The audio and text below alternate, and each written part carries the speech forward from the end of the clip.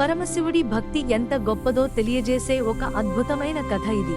శివుని నామాన్ని పలకడం కూడా ప్రమాదకరమైన కాలంలో ఒక మహాభక్తుడు తన భక్తిని ఎలా చూపించాడో వినండి. పురాతన కాలంలో దక్షిణ భారతదేశంలోని పవిత్రమైన క్షేత్రం కాంచీపురం నగరంలో శాక్తేయ నాయనారు అనే ఒక మహాభక్తుడు జీవించేవాడు.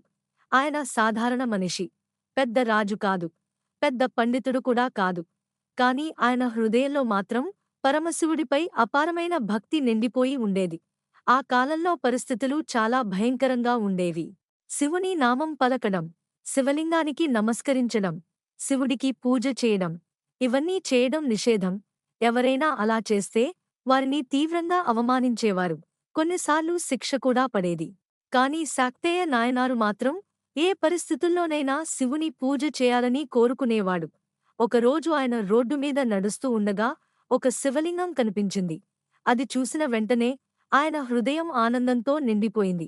ఓ పరమశివుడా, నీకు పూజ చేయాలని నా మనసు ఎంతగా కోరుకుంటుందో అని ఆయన మనసులో అనుకున్నాడు. కాని అక్కడ ఉన్న ప్రజల కారణంగా ఆయన బహిరంగంగా పూజ చేయలేకపోయాడు. అప్పుడు ఆయన ఒక విచిత్రమైన మార్గం ఎంచుకున్నాడు. అతను ఒక రాయి తీసుకుని, నీవు శివుడివా అని పైకి అంటాడు. అలా చెప్పి ఆ రాయిని శివలింగం మీద విసిరేస్తాడు. కాని ఆయన మనసులో మాత్రం ఇది ఒక అందమైన పువ్వు అని భావిస్తూ పూజ చేస్తాడు. మరో రాయి తీసుకుని ఇది మల్లెపువ్వు అని భావించి మళ్లీ శివలింగం మీద వేస్తాడు.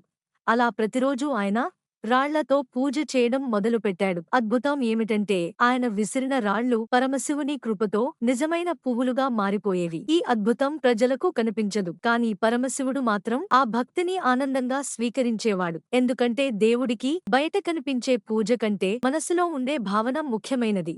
ఒకరోజు శాక్తేయ నాయనారు భోజనం చేయడానికి కూర్చున్నాడు. అతను అన్నం తినబోతుండగా ఒక్కసారిగా అతనికి గుర్తొచ్చింది. అయ్యో, ఈ రోజు నేను శివలింగానికి పూజ చేయడం మర్చిపోయాను అని అనుకున్న వెంటనే ఆయన భోజనం కూడా వదిలి పరుగెత్తుకుంటూ శివలింగం దగ్గరకు వెళ్లాడు. ఆయన కళ్లలో కన్నీళ్లు, హృదయంలో అపారమైన భక్తి. అతను 4 రాళ్లు తీసుకుని శివలింగం మీద వేస్తూ ఇలా అన్నాడు. ఓ పరమశివుడా, ఇలా తప్ప నేను నీకు పూజ చేయలేకపోతున్నాను. నా భక్తిని స్వీకరించు. అప్పుడే ఒక అద్భుతం జరిగింది. శివలింగం ముందు ఒక ప్రకాశవంతమైన వెలుగు కనిపించింది. ఆ వెలుగులో నుంచి సాక్షాత్తు పరమశివుడు నటరాజ రూపంలో ప్రత్యక్షమయ్యాడు. శివుడు తన భక్తుడిని చూసి ఆనందంతో చిరునవ్వు చిందించాడు. నీ భక్తి నాకు ఎంతో ప్రీతికరమైనది అని అన్నాడు. ఆ తరువాత శివుడు శాక్తేయ నాయనారుని తనలో కలిపేసుకున్నాడు. అలా ఆయనకు మోక్షం ప్రసాదించాడు. ఈ కథ మనకు ఒక గొప్ప సత్యాన్ని చెబుతుంది. దేవుడికి పెద్ద పూజలు అవసరం లేదు, మన హృదయంలో ఉన్న నిజమైన భక్తి చాలు. అలాంటి భక్తిని పరమశివుడు ఎప్పుడూ స్వీకరిస్తాడు. ఈ వీడియో మీకు నచ్చితే వీడియోకి ఒక లైక్ ఇవ్వండి. ఇలాంటి మరిన్ని భక్తి కథలు చూడాలంటే మా ఛానల్ ని సబ్స్క్రైబ్ చేసుకుని